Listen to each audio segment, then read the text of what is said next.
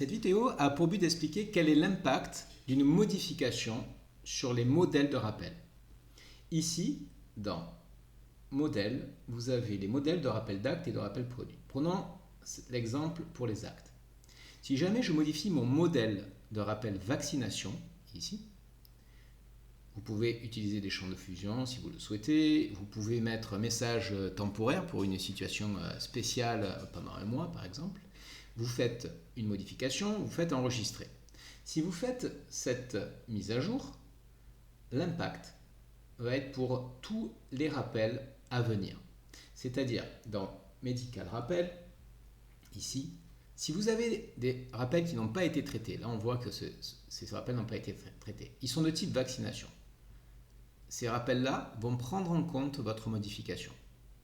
Par contre, si il y a des rappels qui ont déjà été envoyés, vous pouvez utiliser cette case pour les afficher.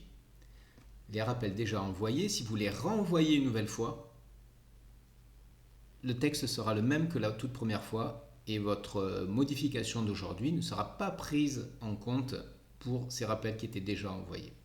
Donc voilà, pour résumer, une modification d'un modèle de rappel va avoir un impact uniquement sur des rappels à venir.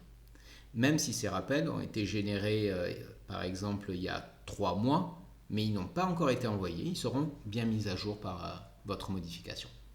N'hésitez pas à nous poser vos questions au support sur ce sujet en utilisant ici l'icône support web.